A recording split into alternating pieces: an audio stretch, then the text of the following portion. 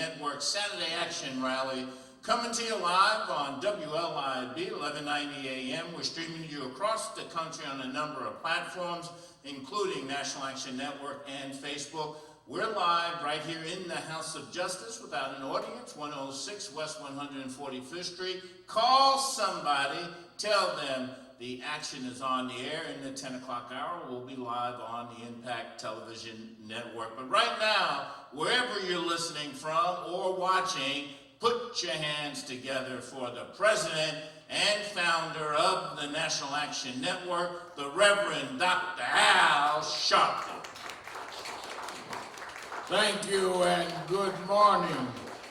Thank you. We are very happy to be with you another Saturday morning for the Saturday Action Rally, and we are grateful for our presider, Attorney Michael Hardy, and certainly didn't we enjoy Bishop Charles E. Mitchell as he gave the inspirational message and really gave it strong. We needed to hear that message on Joshua and that you were built for success. In dire times like this, it is hard to really deal and dig down into understanding that just because situations may be dark, that you were built for success even through the darkness.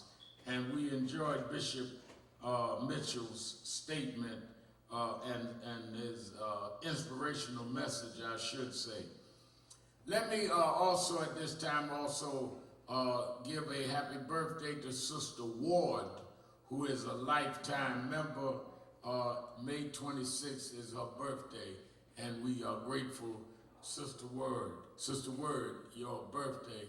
She's one of the volunteers that works here every day, as she works with Minister Stephen Marshall and Sister Katrina Jefferson and all the volunteers. Every day for the last 6 weeks, Monday through Saturday, they've been feeding hundreds of people here with our pre-packaged food, including today. We are here at the House of Justice, 145th and Lenox, every day 12 to 4, giving out food, and on Saturdays as well. And then on Sunday, we go at noon and give out food at Sylvia's Restaurant, world famous Sylvia's Restaurant. Started last Sunday, and I'll be with them again tomorrow, 12 noon at Sylvia's, 126 and Malcolm X Boulevard, or Lenox Avenue as it was called. And people should meet us there and be a part of that. If you want to know how serious the question of poverty and the needs for social services with our seniors are, you should come and volunteer.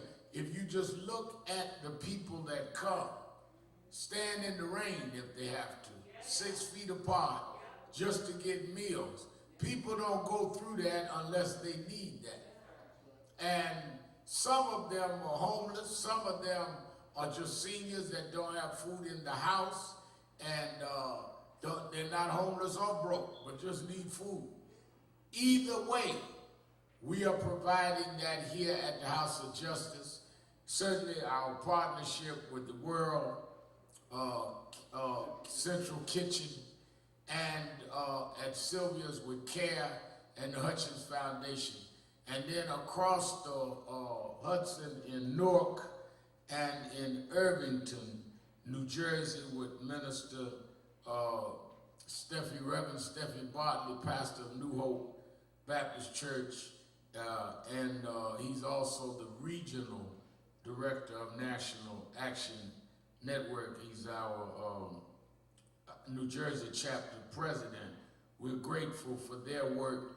We also, just so you will know, are doing the same in Miami National Action Network office in Florida, our Los Angeles, California office, and we are glad to be of service. I don't understand how in times of need, those of us that's supposed to be of service act like we are helpless. that's when you're supposed to go to work. If you can't work in the time of need, then what is your service for?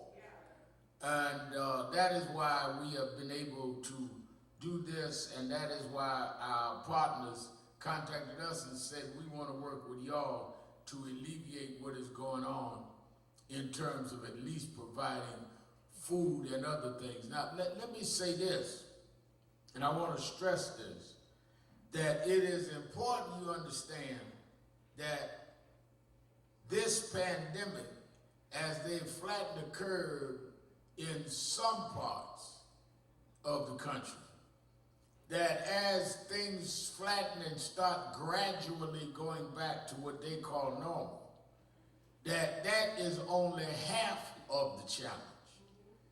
Because the recovery and to bring people back in a way that they can function both in work and school is going to be a real challenge. You have not, if you think this is going to be where you can just flip a switch and everything is going to be all right, you are only playing with yourself. This is going to impact us for a long time. When they reopen, restaurants are going to be different. You're going to have social distancing.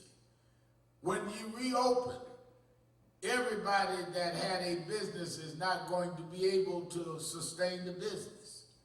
When they reopen, there's going to be a difference in even how we deal with our social gatherings. So let me tell you early and often that life will not be the same as you know it ever again. That is gone. Just like your youth is gone, that is gone. A lot of y'all 60 years old trying to act 16, that ain't coming back. You can put on the short dress and whatever else you used to do at 16, you won't be 16 again. And if you're listening to me on radio and you are 16, enjoy it. Because as soon as 17 comes, you won't be 16 again. Some things you have to understand, part of life is to understand that life is a continuance from one stage to the next. One of the most, in my opinion, one of the most challenging things in life is to see people that are at the next stage and still acting like they are the stage behind. And that is awkward. You know, it's like when I went from Tilden High School in Brooklyn and graduated and went on to Brooklyn College. And I went back to Tilden High School a week later just to see some friends of mine. And the teacher asked me, "What are you doing here?" I said, I come by and said, "You need to get used to not coming here. You in college now." And that's what's wrong with y'all. A lot of y'all going back to where you left rather than embracing where you at. If God has blessed you to go to another level in life, embrace that and stop going backward. That's why a lot of times you might have to sever some relationships because everybody that is with you is not going to go to the next step. I remember one of my mentors used to tell me the difference between your friends and your peers. A lot of people confuse that. Everybody hang out with you can't rise up with you. And you got to sometimes choose between whether you're going to stay down or whether you're going to rise on up. And it ain't personal. People talk about, well, who do you think you are? I'm the guy that used to be with you, that I rose up. That's who I think I am. Don't apologize for getting blessed. Don't apologize for getting blessed. And a lot of us apologize for God blessing us. You ask God for a blessing, He gives you a blessing, and you apologize for it. I remember about the first little car I had living in Brownsville, got a Chrysler 300.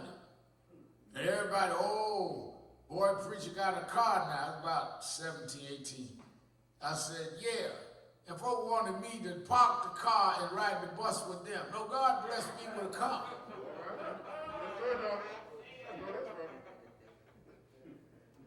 But some of us don't understand that the reason God can't keep blessing you is you're ashamed of the blessings you got. And I'm thanking God every day that we are still here and he brings us from one stage to another. Now, let me again solicit everybody in the New York area to be a volunteer and to be helpful as we deal with the question of feeding people here every day. I want to congratulate again Katrina and Minister Marshall and all the volunteers that have done a great job. Now, the other thing I want to emphasize is the census. And we'll get in my message. I want to deal with Trump messing with the churches and deal with Joe Biden and Charlemagne, all of that. I'm going to get to all of that. So y'all at home call somebody and say, Shopping getting ready to deal with all that. We're getting ready to get into it real deep in a minute, but I want to get all my announcements out the way because I'll get carried away. I won't come back to my announcements. The census is important. You can go online, you can get it in the mail, but you must. We had a census webinar on this week. You must fill out your census. They determine what resources, that's money, goes into an area based on the amount of people. So if you count yourself out by not registering in the census, that affects education money, that affects resources in the community, that affects social services. Everybody needs to fill out their census. There is a real effort by those on the right to try and undercount us because they can also then limit the amount of elected officials you can have both local and congressional wide because they draw these lines based on numbers. Now, when you fill out the census, you fill out for everybody in the house. If you got 4 folk in the house, have 4 folk in the house on your census and have them do a census. And there's no threat, there's confidentiality, but tell Junior come from under the bed, put him in the census. Don't be hiding that you didn't tell the landlord Junior was there. Junior's there, and Junior need to be counted. Let us be real clear about our census stuff. Because one of the things I think that we don't do is when people sit up and say nothing is happening, there's plenty of happening if you allow it to happen. Plenty of work to do. I was talking to a young man the other day, and he was saying to me, I don't know how to get active. I hear you on radio, I see you on television, but I don't know how to get active. I said, well, how many people in your family? He said, well, I have about 5. I said, that live in your house? He said, yeah. I said, have they all registered to vote? He said, I don't know. I said, are they old enough to vote? Yes. Well, have you checked on their registration? He said, no, I don't know if they're registered. I said, that they fill out the census? I don't know. I said, well, you can be an activist right at home, checking on the voter registration and the census of the 5 folk in your house. You ain't got to lead a march on the police department yet. You ain't got to go and do I Have a Dream backwards. Register the folk that you see every day. Check on their census. Start in your house. Somebody in the Bible talk about, as for me and my house, I'm going to serve the Lord. What about you and your house? Start there. Everybody can be a part of this if you start there and build out. Movements are from the bottom up, not the top down. And part of what I think is so bad is we try to be so grandiose that young activists think they got to do huge things. in order to make a difference. No, you start with small things and build out. And you know, it was just Rosa Parks. One person sat in the front of the bus and ignited the Montgomery movement. It wasn't a missionary board at the church went and sat in the front. She sat down by herself. Wasn't her and bridge playing friends or bingo buddies. She sat by herself. One person can make a difference if you're determined to make that difference. And I want all of you to take that upon yourself on the census to make sure everybody in your house is filled out the census and everybody in your house has registered to vote. That's very, very important. I want you also to pray for the family of Andre Harrell, record executive. We lay him to rest today. And I want you to pray for his son, his family, as we see them through this time. One of the things that, as we see Memorial Day on Monday, that is going to be a burden to a lot of people. Memorial Day is a day we remember people, but a lot of people have lost loved ones and family members during this pandemic. And you're going to be burdened with the thought of them on Memorial Day. Well, sometimes we wonder how we were able to get through. Let us welcome our families watching us all over the world on Impact Television, live on Impact. We're glad to be with you. Sometimes you got to get to questioning yourself. Sometimes you find yourself, I should say, questioning how am I going to get through? And certainly this pandemic and this shutdown has been a real challenge to us. But the way I get through things is I think about how I've gotten through things before. This is not the first challenge that you've had in life. And this is not the first unforeseen crisis you've had. You've never had a crisis until you have something you didn't see coming. But that is why you need more than you and your intellect and your intelligence to get through. Some things your intelligence can't figure out. And some things your intellect was not instructed. That's why we that are spiritual know that we make it, yes, we want to be as trained as we can be, as informed as we can be, and as smart as possible. But then there's an area, Bishop, where we go till we know that we only make it through God's grace. And if you look at the journey that we've had to make in this country, coming here as chattel slaves, property, and all the way, our journey all the way to becoming the head of state of this country. That was not figured out in somebody's intellect. Nobody wrote a book with the roadmap to that. It was grace. Amazing grace. Amazing grace that brought us this far. And I know that grace don't run out because a pandemic come in. It was grace that brought us this far. And grace will bring us on. Amazing grace shall always be my song of praise, for it was grace that brought my liberty. I do not know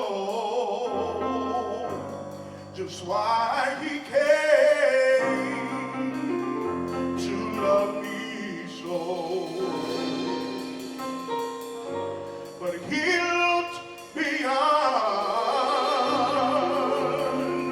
all of my faults and saw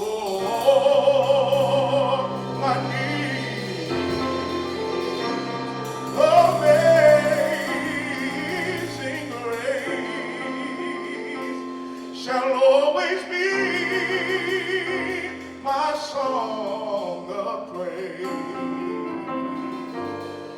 riches was grace that brought my liberty. I do not know just why he came to love me so, but he looked me on, every one of my faults, and saw my need. I try to explain to folks sometime now, some of the young folks sit in my office late and explain, how did you get through this? How did you get through that? How did you survive being attacked and castigated, criticized? In some battles I've been in, I didn't have a real strategy or plan. I didn't know how to fight some of the forces that were against us. And then in the middle of that, you lose loved ones and some of your friends turn on you. Then you have to try to walk with those who are full of pain. I look and see those like Eric Garner's mother here with us this morning, as she is most mornings, and she's trying to help the mother in Brunswick, Georgia, who just lost her son. There's a whole lot of pain you have to deal with. And how do you handle the pain? Well, I can't tell you how, but all I can tell you is that there's grace that God can give you. I know that we are not perfect vessels. I know that we made mistakes, and it ain't hard to dig up some mess on us. I don't know why he chose us so, but the only way I can figure it out, Bishop, is to say he looked beyond my faults. I know y'all can't get past some of the stuff I might have done, and I can't get past some of the stuff you've done, but he looked beyond my faults and saw my needs. That's what grace is. Grace is to take imperfect people for a perfect mission. It's amazing grace. It's unexplainable grace. It's grace you can't document, grace you can't give a breakdown of. That's what makes it grace. I shall forever lift my life to Calvary, to feel the cross where Jesus died for me. How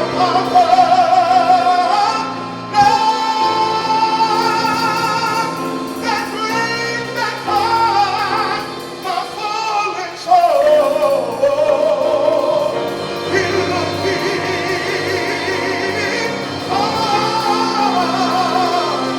God looked me on. I'm so glad He looked me on, every one of my faults, and saw my need.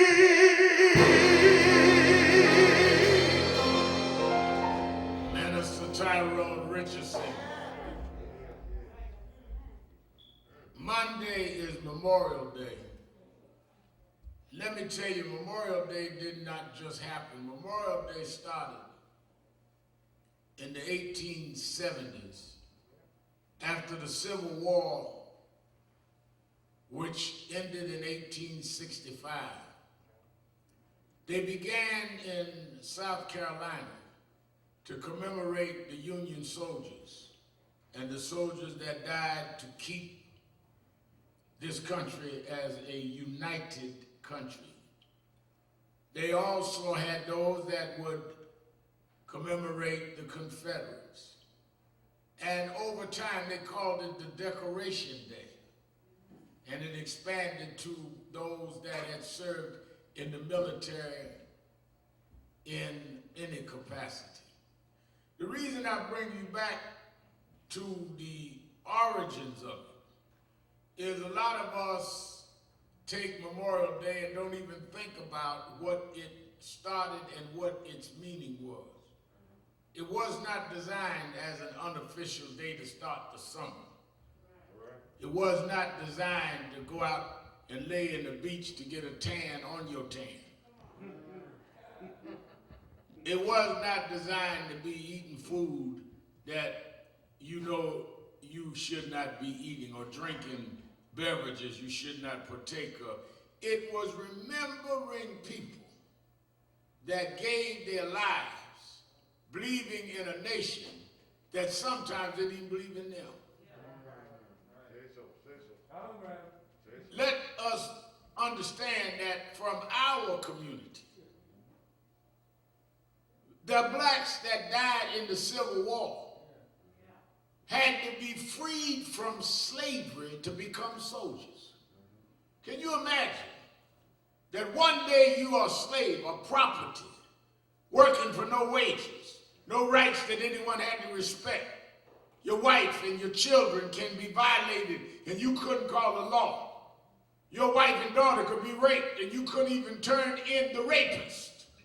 But the next day you are a soldier, defending a nation that had delegated that to you, but you fought anyhow, hoping that if you saved the Union, that the Union would regard you.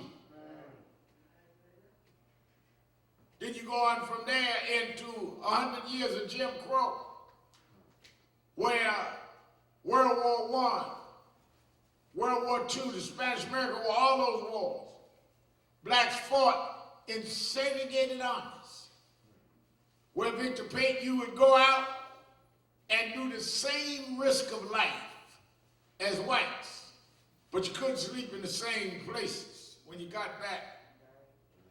And you couldn't eat in the same mess halls.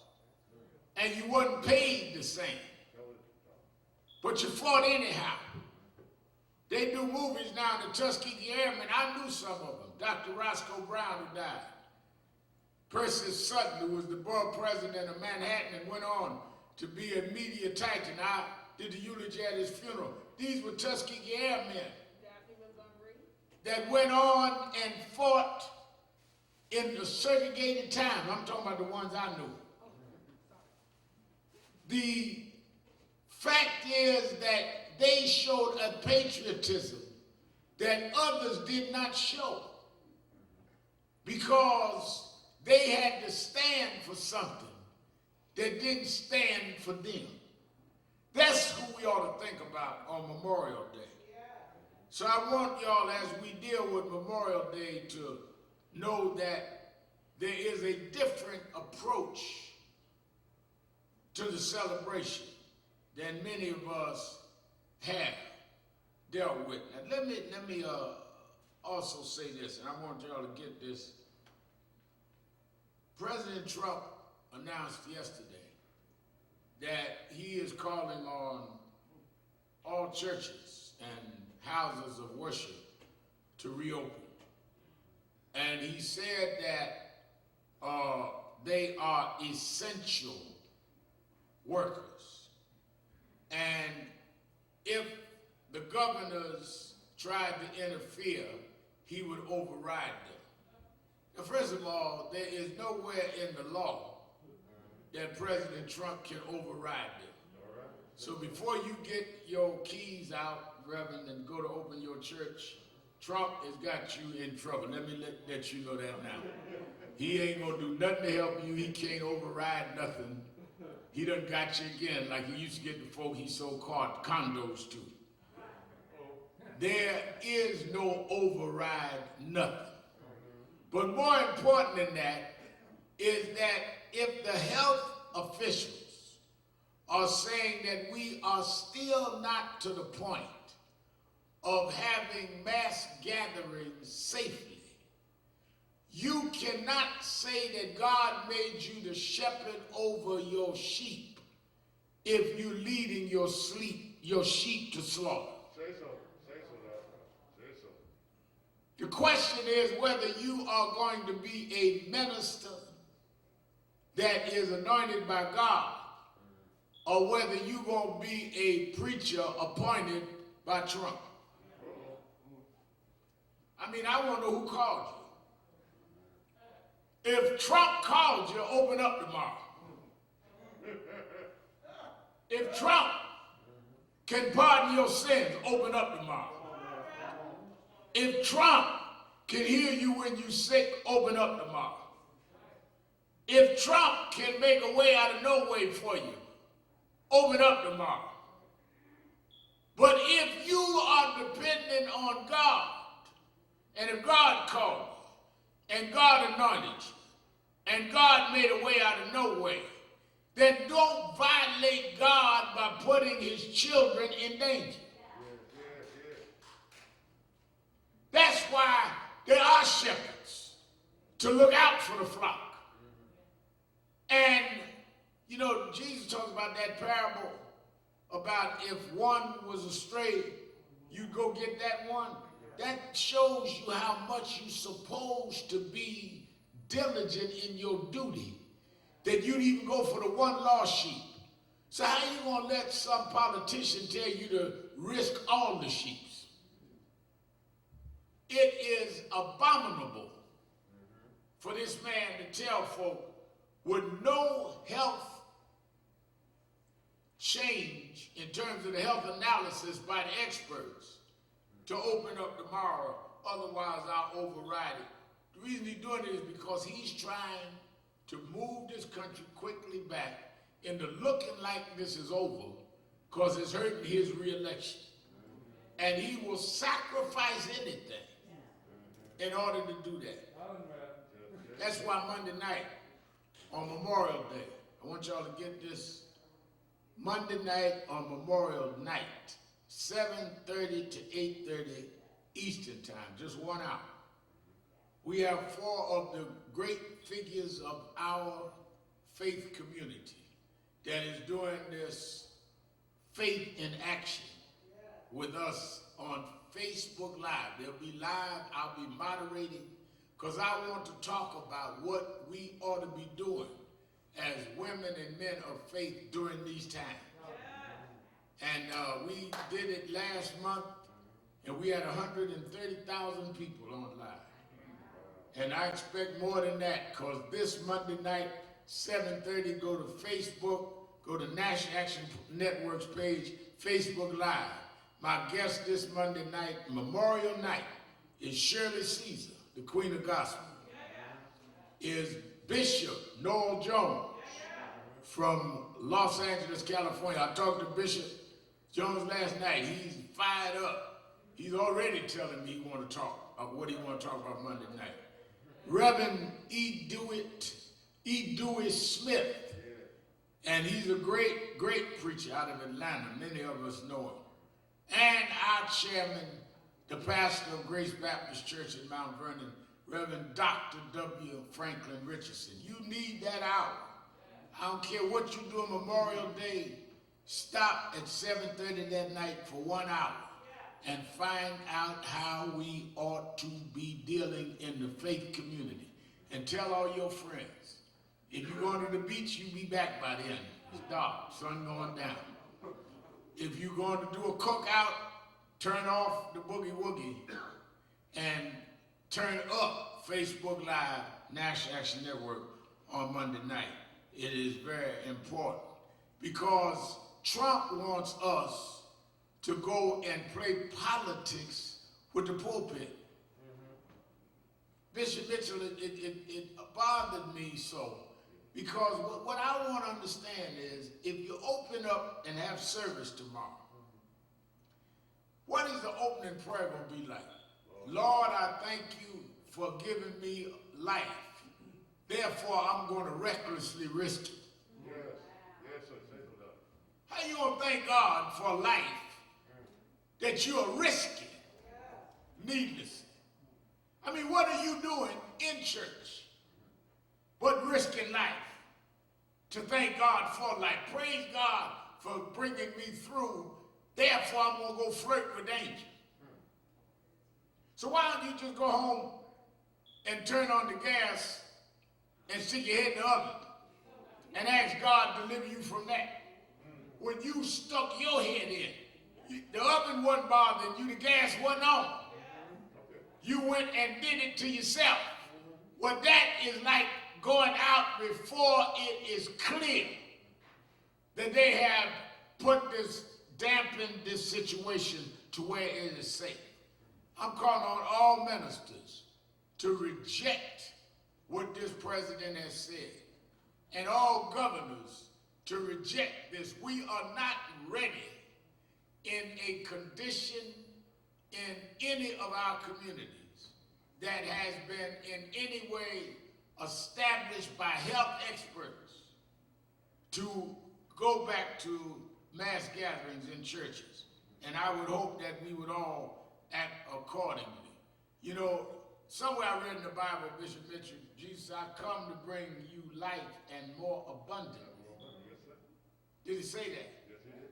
So I don't know what Jesus you're going to preach about. If you represent the Jesus that came to bring life, and that more abundantly, you can't do that saying, now y'all come and have church when we know that we are still in danger. There's a couple of preachers got up there talking against coronavirus that ended up dying of it. They had 2 states that had churches that convened, and people caught the coronavirus and died.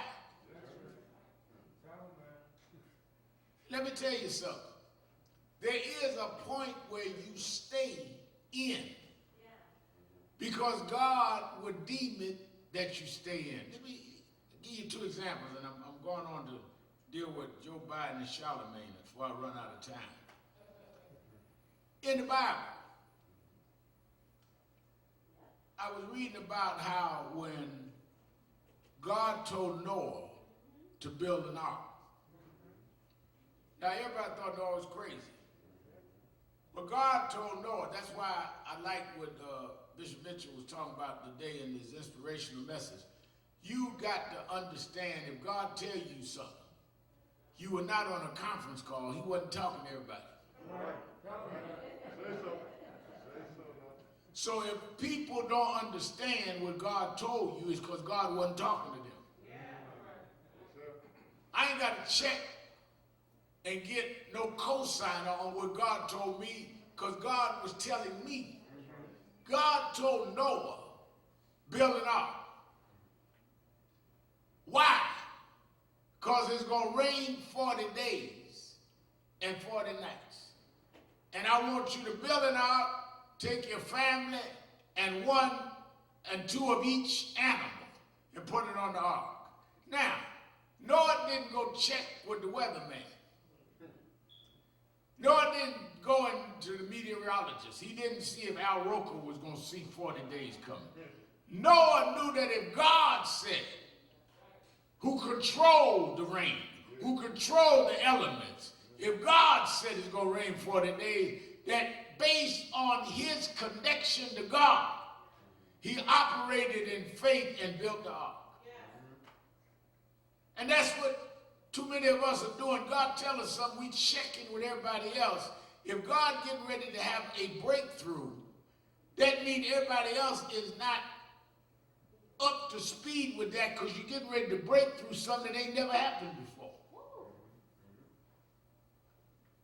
Noah built the ark, put his family on the ark, put the animals on the ark.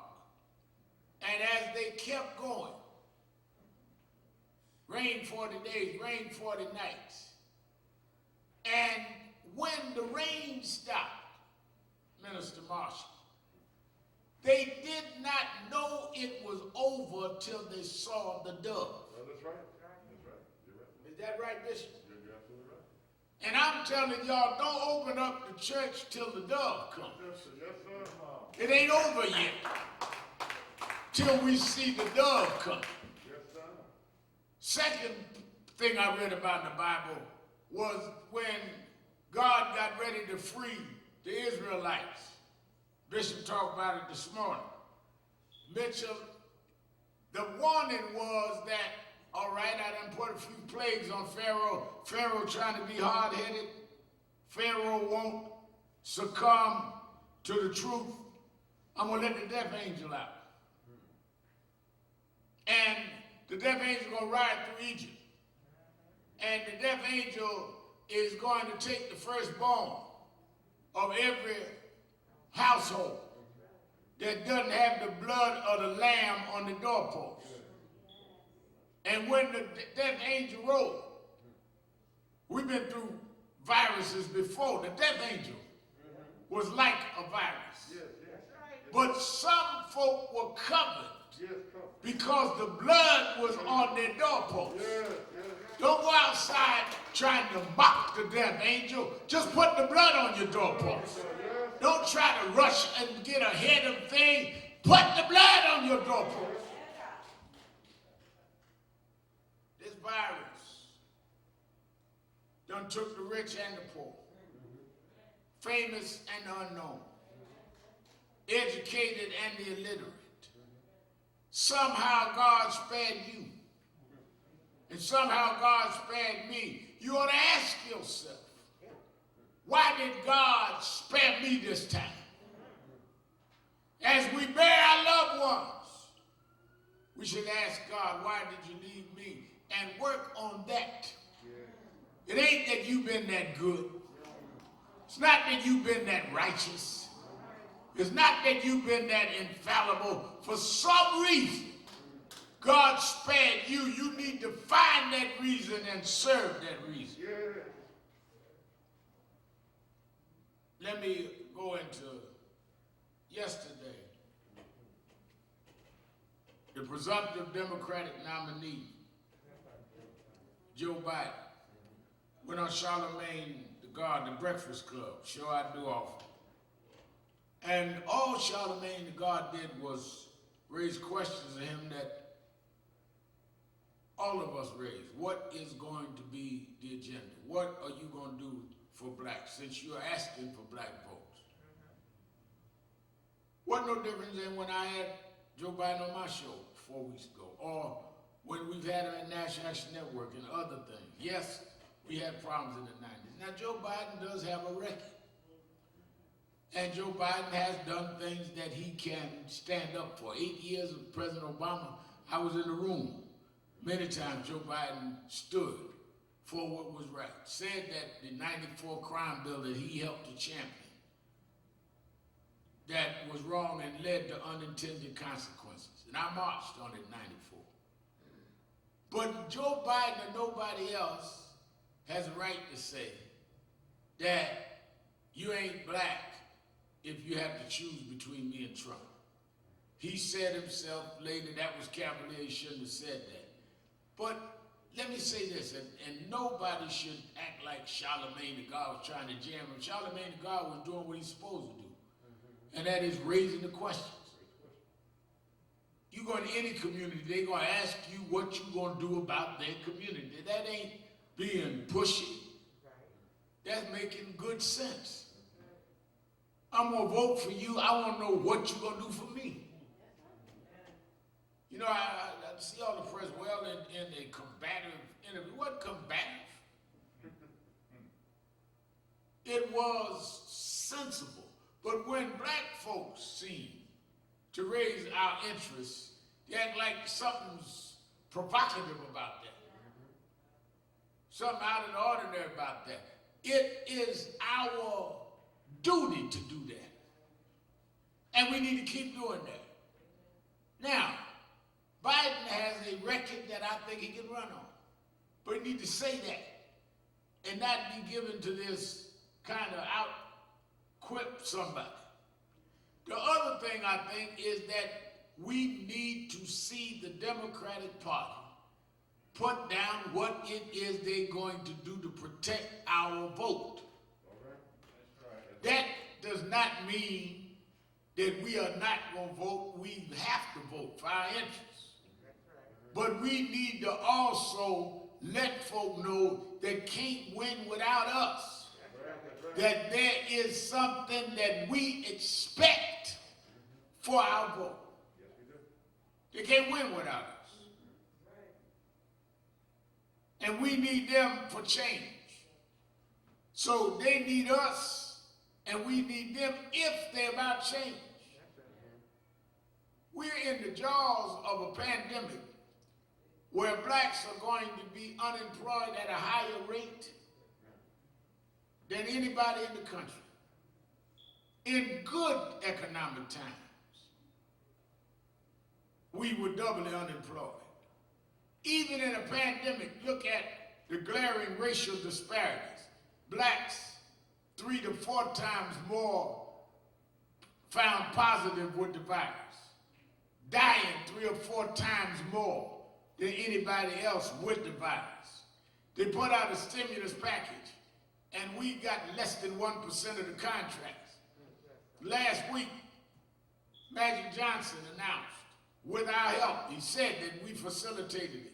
He put up $100 million to help loan businesses, black and minority and women-owned businesses, money because they had not gotten the right amount. When we were talking to Magic and had him hook up with MBE and work with Rafael Martinez to push this $100 million out, if we could get $100 million from Magic Johnson and to help small businesses, and on my show, y'all watch the show, Politics Nation, 5 o'clock, you around the country, 5 o'clock on MSNBC today and tomorrow, every Saturday and Sunday. I'm gonna have on one of the night, probably tomorrow, one of them that already got the check because of Magic. They would have went out of business. In the middle of all of this, that's why we need change. Trump talking a lot of nonsense. Don't forget, Trump started his political career with birtherism, saying that the black president wasn't really an American. Us against them, called African nations and Haiti S.O. countries. So we don't, you really don't want to get no battle Trump on people saying stuff. You can't win that fight. I remember in 2016, when they were running for president, the black spokesperson for Trump was Omarosa Manigault. Went around the country campaigning for him. When he won, she was the face in the black community of his administration. Came to our convention, National Action Network's convention, representing Trump. But a few months later, they walked her out of the door, wouldn't even give her the dignity of letting her leave with dignity. Walked her to the gate. And Omarosa has said that Donald Trump is a racist. Don't go by me, go by your own black representative, Mr. Trump. So we are clear who you are. We just got to get clear on the other side. And that don't make us provocative, that make us intelligent.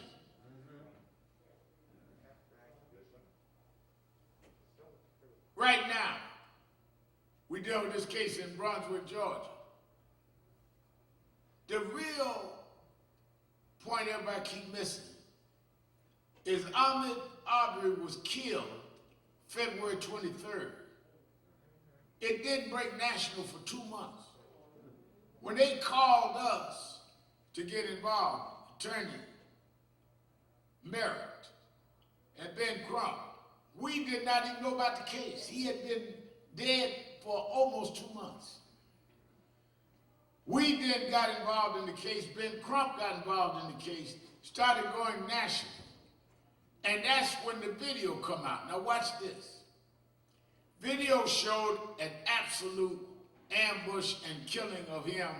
Had nothing to do with nothing else. He was not robbing nothing, not stealing nothing. And even if he was, you don't have the right to kill him. You have the right to arrest him. But he wasn't even doing that. Now on yesterday, they arrested the man that did the video. He had said that he was just a citizen going by, saw something, and started filming it. Now they said, no, we don't believe that. He was involved with cutting him off and imprisoning, having a way of imprisonment that cut him off. He was part of the crime. The question I asked, Bishop, is why did it take 2 months for y'all to figure that out? Everybody talking about, oh, ain't that great? They arrested 2 people, now they arrested the 3rd. It'd have been great if they did it in February. If they'd not been the limelight put, they wouldn't have done anything. That's why you need folks like National Action Network. That's why you need folks like those young folks that marched in Brunswick and stood by this family. Because somebody got to put the light on. Same time, Louisville, Kentucky. Young lady and her boyfriend sleep in their house. Police come and break in the door. No knock law. Young man hears the police come, grabs his legal registered gun and shoots as anybody has a legal gun would do if they feel they're under threat. Shoots through at whoever's breaking in his mind. Police start firing 20 rounds. Kills her 8 shots. An EMT worker in her bed. And then they arrest and charge him with attempted murder and assault. Young folk there start protesting. Faith leaders start getting on the city. One of our National Action Network board members, Reverend Malone, Pastor Canaan Baptist, there in Louisville. Part of the faith leaders dealing with this. The mayor called me. I'm going to have the mayor on Politics Nation this evening, 5 o'clock. First thing I wanted to know is, well, why did y'all have charges on this young man? And why are these policemen still working? And while the investigation is going on. Yesterday, they dropped the charges on the young man. And the day before, the police chief is now quit. I'm glad the police chief quit. I'm glad the young man's charges is dropped, but that still does not give justice for the family of Breonna Taylor. We've got to keep on moving on this and support those local young people and others there in Louisville, Kentucky. And I'm going to have the mayor on my show today and let him know that that is why we got to keep moving. You know, in this discussion I was talking about, I try to spend as much time as I can talking to some of the young folk in NAN. Some of the best young activists is right in the organization. I'm so proud. Our collegiate department, Mary Pat Hector, is handing out face masks and other things on yesterday with Black College, our collegiate division. Mary Pat, our young people in Huddle got their own webinar online on Monday nights, learning how to be activists and effective. At the same time, building our technology department, our NAN World Tech Center in Jersey, and the lab here, because they need to be up to speed. And that's how I learned. In the movement, you can't learn this. I got a book coming out, Hardy talking about people ought to pre-order, but you cannot learn better than to be involved. But one of the reasons that you become involved is because you have to be involved. Young ministers, like Steve Marshall asks me all the time, who are great preachers? Well, great preachers are preachers, first of all, that were called to preach. There's a difference. The Bible said this, not shouting, that many are called and few are chosen. There are some that are called, and they are great preachers. But then there are those that are chosen. And those that are chosen is another level of preaching. And there's service mixed with the oratory. You can be a trained preacher, but irrelevant. And you can preach until you retire.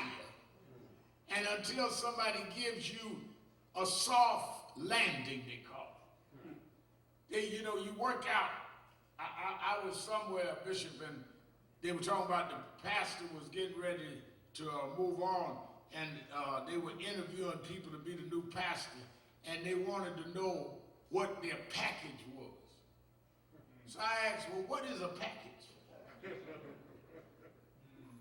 Well, you know, the package now Shopton is, how much is your salary, what kind of living expense you get, what kind of car you get, do you get this, that, the other package.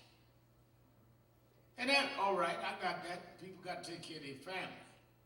But if you preaching for the best package, rather than preaching because you've been chosen, if you've been chosen, you're going to preach with no package. But don't get me wrong, I'm not against you having a package. But it don't require a package for me to preach anyhow. National Action Network doing pretty good now. Raised a few $1 million a year. Can pay me and the staff. We ain't missed the payroll 29 years. But it was a time that I had to do 3 or 4 churches to make payroll. Was a time I had to lend money to the organization to keep going. I like it now that we ain't got to do all of that, but I did it when there was no package for me. I sat there telling the young activists, I remember when they put eviction notices on the door at my house because I couldn't pay the rent. It's good now. I ain't got no eviction notices. But even when I had eviction notices and had to beat the marshal to the landlord, I still preached anyhow. I still marched anyhow. I still protested anyhow. Some of y'all watch these Netflix films about back in the day, about me and Getz, the subway vigilante and all that. I remember when I had 2 suits. Wore one and ironed the other one. I didn't have a wardrobe, wasn't no package there. But I did it anyhow, because when you chosen, you do it because you have to do it. They didn't give me no retirement plan. I did it because I had to do it. That's why I went to Jeremiah 20. The more I read Jeremiah, the more I kind of identify with him, Mitchell, because Jeremiah said, y'all read it when you get home, Jeremiah 20, said this, Steve Marshall, he said that God, you did me, I'm trying to remember the word, but he said you did me wrong. You left me out there, you left me hanging. He had prophesied to Pasha. And it seemed like everything turned on him. Pashur was appointed and Jeremiah was anointed. There's a difference between being appointed and being anointed. That's right. Some preachers got appointed to their post. Right. Some of us was anointed and had to make our own post. Some folk was inherited being ministers. Some of us had to be called and chosen. My daddy and granddaddy and them, they didn't give me no church. I didn't inherit no movement. Wasn't no National Action Network here. No board hired me. We built it from the ground. Jeremiah was anointed. Yes. Dealing with somebody appointed, and he said, God, you left me out here. But when I think about what it is that you called me for, he said, Jeremiah 20, it is like fire shut up in my bones. I'm consumed with fire. The same fire Moses saw when he went up on the mountain. What caught Moses' attention is the bush was consumed with fire but couldn't burn. You ain't chosen unless there's fire in you.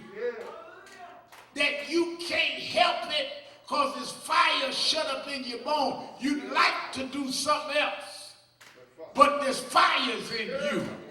You'd like to sit down, but there's fires in you. You'd like to shut up, but there's fires in you.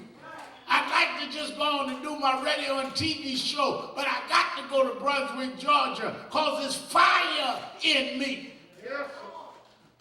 Just like fire shut up in my bones. Oh, Sharpton, you ain't got to fight with Trump. You known Trump 30 years. You and him could sit down and talk, but I can't put this fire out. You ain't got enough water, Trump, to put out this fire. You ain't got enough water, Trump, to put out this fire. And if you got fire in your bones, if you speak what God told you to speak, He'll make a way out of no way. He'll open doors that no one can open. He'll bring you through even when there's no road map. Just follow what God chose you to do. He didn't bring us this far to leave us now. Even through pandemics, God will make a way out of no way. I don't feel no ways tired. I know some of y'all weary. I ain't tired yet. I come too far from where I started from. Nobody told me. Nobody gave me no package, Marshall. Nobody told me the road would be easy. I don't believe He brought me this far to leave me now. And that's why I don't care if every church open tomorrow, I'm going to still preach against it. I don't care if everybody go down and hold Trump up, I'm still going to call the wicked wicked. I don't care if everybody gets afraid, I'm still going to stand up. God gave me a little light. That light shows the fire in me, and I'm going to let it shine.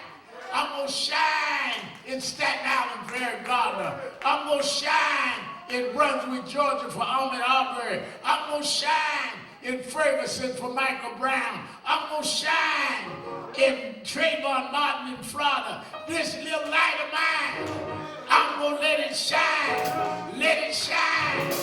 Let it shine. Let it shine. This little light of mine, I'm gonna let it shine. Oh, this little light of mine, I'm gonna let it shine. This little light of mine, I'm gonna let it shine. Let it shine, let it shine, let it shine. Oh, everywhere I go, I'm gonna let it shine. Everywhere I go, I'm gonna let it shine. Everywhere I go, I'm gonna let it shine. Let it shine, let it shine, let it shine. Oh, Jesus gave it to me, and I'm gonna let it shine. Jesus gave it to me, I'm gonna let it shine. Jesus gave it to me, I'm gonna let it shine. Let it shine, let it shine, let it shine. Oh, it's the light of mine, I'm gonna let it shine. It's the light of mine, I'm gonna let it shine.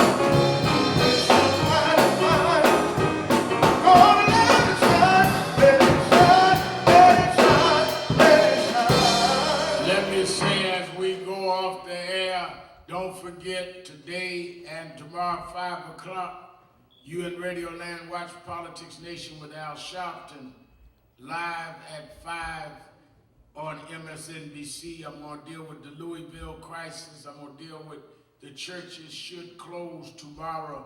I'm going to have the mayor of Louisville, Kentucky on and others. And then tomorrow at 5 as well. And don't forget Monday night 7:30 to 8:30. Go on Facebook Live to National Action Network's page and hear this 1-hour Memorial Day conversation about building your faith. I'll moderate it between Gospel Queen Shirley Caesar, who is also a pastor, y'all, in North Carolina. Reverend Dr. W. Franklin Richardson, chairman of our board and pastor of Grace Baptist Church. Reverend E. Dewey Smith, Jr., who pastors in Atlanta, and the one and only Bishop Noel Jones of Los Angeles. Make sure you are with us for this Memorial Day Faith in Action special, National Action Network Faith in Action. And then you that can, meet us tomorrow, 12 noon, Sunday, 12 noon, at Sylvia's, and volunteer to help feed those. We're here today at National Action Network, 12 to 4. We're at Sylvia's tomorrow and back here every day, 12 to 4, and in the Bronx and in New Jersey. So if you got to serve somewhere, you got to do something. You angry because Sharpton and them say to open up the church, well, come do some work by helping to feed the hungry. If you just got to go somewhere, if you got to get your praise on, I got plenty of food for you to hand out to get your praise on. So come on and do that, and then you that can, go to nationalactionnetwork.net and help keep the movement going. Give us whatever you can. You can do it right online at www.nationalactionnetwork.net, and you can contribute right on the air. Many of you that come to the rallies when we were having audience, you can say, you don't have to save it till we start having audience again. You go online and send it to us right now at nationalactionnetwork.net. Let us be active even in our homes. Ask everybody today, are you registered to vote? Have you filled out the census? Start your work at home, and then as we can come gradually out of this stay-home situation, you will have done your homework, which only empowers you to do your community work. That's why God gave you a little light. Let your light shine. I'm going to shine mine. But what about your light? Let it shine. Let it shine. Let it shine. This little light of mine.